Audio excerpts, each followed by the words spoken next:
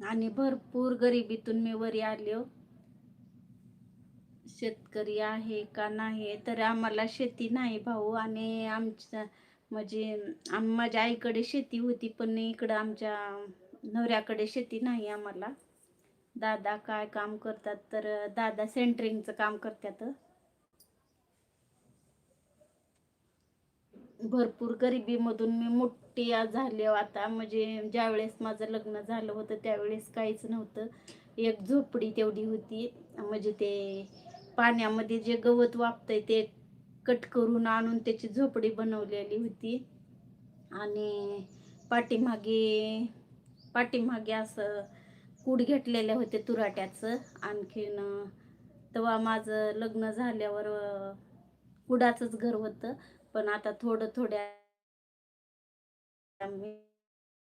काय नाही, पण थोडं